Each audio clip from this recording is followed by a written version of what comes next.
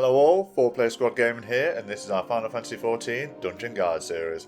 Get ready for the dark tale and reimagined twist on this original Avere Reborn dungeon with its hard version. I welcome you to Tamtara Deepcroft Hard. This level 50 dungeon is available after completing the main story quest line and is part of the quest A Corpse Groom. It is worth mentioning at the time of recording this video, 50 Tomestones of Poetics are awarded upon completion. So without further ado, let's dive into the guide. You will instantly notice the similarities in this duty, and the starting location is very similar. However, for you spot the difference professionals, you will notice the huge glowy Easter egg in the centre of the room is green and black, and as a common theme with hard versions, Alexa has set the mood light into red. We can kill all the adds along this walkway as normal. When we get to the tethered adds, we must kill these first and then the void rigger after. The orbs will then fly up into the bigger orb and allow us to proceed. Be mindful of the AoEs from the void rigger, avoid or interrupt these as necessary. Repeat this process for the second orb. This time a few more adds will spawn, however they are not too difficult and will be quickly dealt with. Turn around and head on through to the first boss fight. Liavinne is our first boss. We start this fight as normal with the tank gaining the enmity and facing her away from the party. The tank has an easy role throughout as they just need to keep the boss's attention. Pile on the damage until the zombies spawn. This mechanic is important and will easily cause a party wipe. The party must not attack the adds and must kite them around the room. Another party member will shortly after be targeted with an orange arrow marker. At this point, the marked player and the player kiting the adds need to run together. Liavinne will then use a volley-like attack and wipe out all of the adds. The healer should be attentive to the health bars of the marked and kiting players. However, you will notice the damage is minimal and usually easily handled. Killing the adds normally will grant a huge damage resistance debuff that can stack up to 8 times. Tantrum will then wipe the party, so this must be avoided. This mechanic will repeat until Liavinne is dead. Just continue damaging her as normal and in between enduring phases, and she will soon become a corpse bride. Pick up your loot and proceed. The next part of this duty requires us to open defiled coffins and kill the dandelions within. It is recommended here to have a DPS player open the coffin, as doing so will stun the player. If this is the tank, enmity can be generated incorrectly and the DPS players will take heavy damage. The rooms are small and the AoEs are big. It is good practice here to interrupt the abilities Dandelion has and avoid the AoE, making for an easy fight.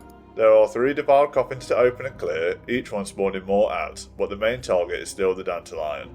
The rooms and hallways are tight in this area, so make sure to keep mobile and avoid the AoEs. Making good use of stuns and interrupts here can make your life much easier.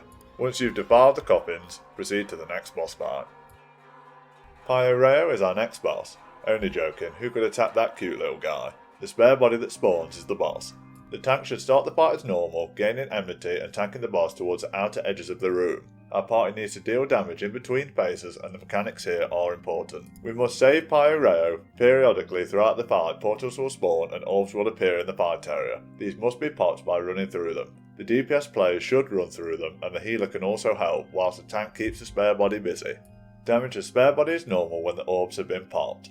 The spare body will also cause tainted ground circles and these are best positioned around the edge of the fight area, so once one has been made, move out of it and tank the boss towards the edge in a safe zone, positioning further tainted ground towards the edges. The tainted ground has a nasty bleed effect that should be avoided. The orbs must not damage Partio Rayo as this will cause a wipe. The larger orbs will cause more damage, so be mindful if you have low health, don't run face first into one. With these mechanics in mind, the spare body will soon be out of your way. Pick up your loot and proceed. The next area is littered with body parts. Well, monsters with body part names. We need to kill these and proceed over the walkway. The discarded eyes have a nasty AoE that deals damage and causes multiple debuffs. Avoid or interrupt this as necessary. Healers can also remove these debuffs. At the end of this walkway, you will be met by a familiar face. Galbanth has changed his name and his outfit. Very snazzy. Kill the tethered adds, avoiding the multiple AoE zones. Interrupting the Pisco Demon's abilities here can make life much easier and is recommended. Once clear, get ready for the final boss and enjoy the dark cutscene.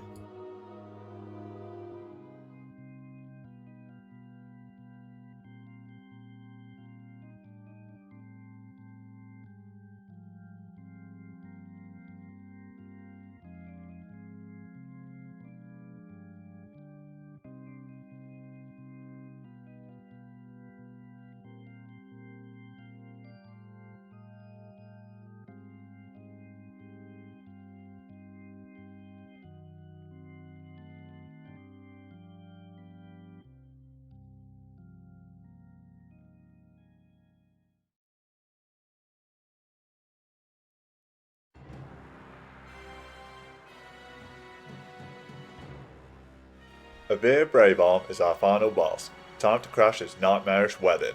The tank should start the fight as normal, gaining enmity and facing the boss away from the party, ideally towards the edge of the fight area. We have portals around the edge of the fight zone and runes on the floor. The portals will summon demons which all have a frontal column AoE. The party needs to keep mobile and avoid these whilst keeping uptime on the boss. Sprint can be used to help mobility, as each stage gets progressively harder and less safe space is available. Once the grooms spawn, they must become the priority. If a groom reaches the centre of the fight zone, they will light up a rune, which is bad news. This is our DPS check for this fight. Kill the grooms and avoid any runes being lit up, whilst also dodging the AoE columns from the outer demons. Avira also has an elemental cleave, which should be avoided by all non-tank party members. Red Wedding is the burst damage ability from the DPS check. One rune is survivable, but 2 or more runes will likely cause a party wide. These mechanics will repeat with more outer demons and more groom to bees. Keep mobile and prioritise the grooms above uptime on the boss. The tank should be focusing solely on the boss and damaging as much as possible. A DPS limit break can help massively, just be mindful of the AoE columns to not take unnecessary damage. End this fight as fast as possible, as each stage is progressively harder than the last. With a decent amount of DPS and good mobility, before long, Avere Bravearm will be no more. And there you have it, Tamtara Deepcroft Hard is complete. Remember to commemorate the player you believe deserves it most and pick up your loot. We give this dungeon a difficulty rating 3 out of 5 swords. The boss fights are mechanic heavy with decent DPS needed to survive. The torn folios throughout help with the lore and give some indication of what to expect. Remember to like, comment and subscribe, and if you believe I've missed anything then please comment below. We are 4Player Squad Gaming. Until next time, thanks for watching.